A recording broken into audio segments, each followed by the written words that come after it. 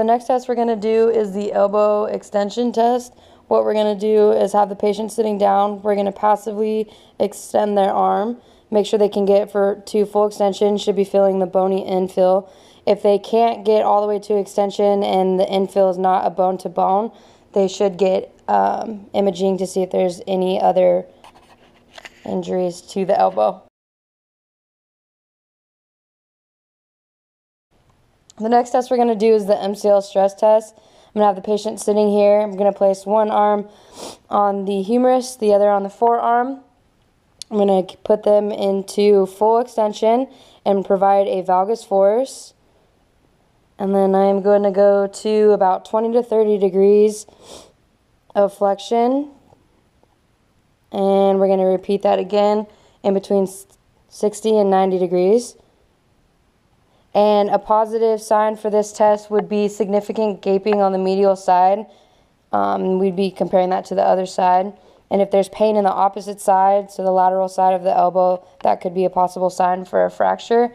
Any test done between 0 and 30 degrees of flexion is testing the anterior medial portion of the ligament, and anything between 60 and 90 tests the posterior lateral portion of the ligament. So for the LCL stress test, what we're going to do is have the patient sit. I'm going to place one hand on the humerus, other hand on the forearm, and I'm going to provide a varus force. And we're going to do that at 0 degrees, 20 to 30 degrees, and 60 to 90 degrees. What we are looking for a positive exam is significant gaping on the lateral side, and if there's pain on the other side, it could be a possible fracture.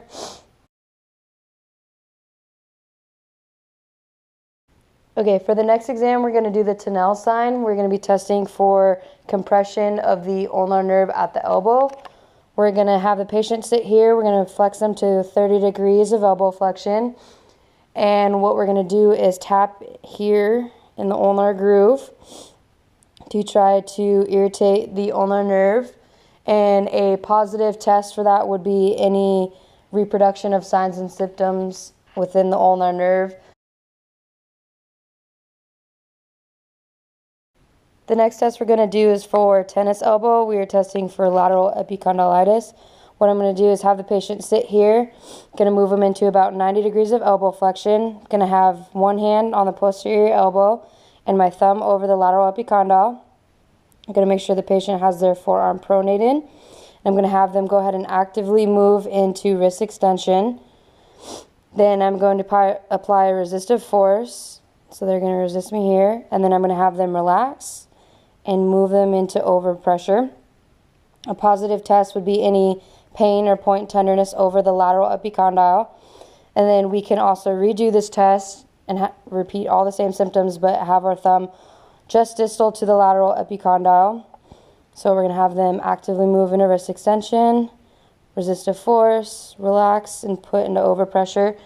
If the pain is relieved, it is a muscular problem. And if the pain is not relieved, it could possibly be a neurological sign.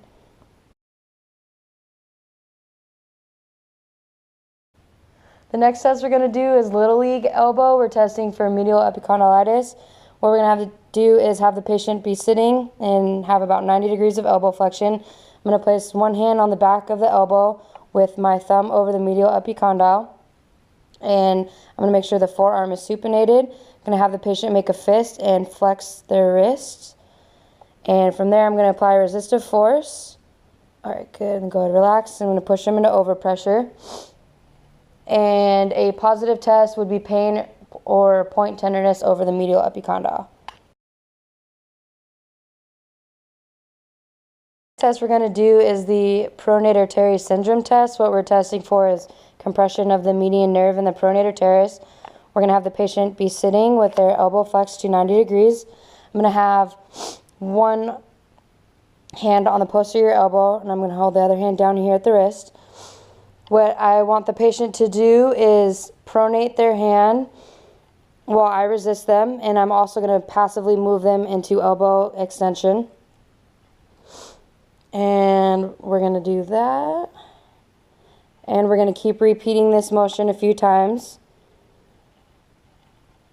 And a positive test would be any neurological signs and symptoms within the median distribution in the forearm, hand, so any numbness or tingling in the median nerve would be a positive test.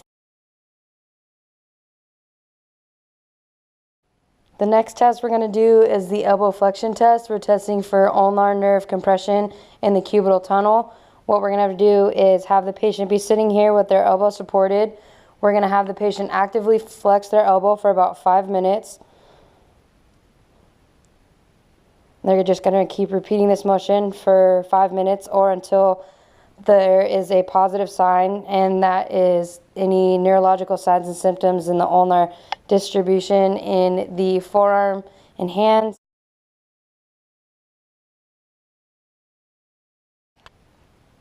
The next test we're going to do is the supinator syndrome test. We're testing for radial nerve entrapment of the posterior interosseous division. What we're going to have the patient do is sit here with their elbow at about 90 degrees of flexion. I'm going to have them squeeze my hand to test their grip.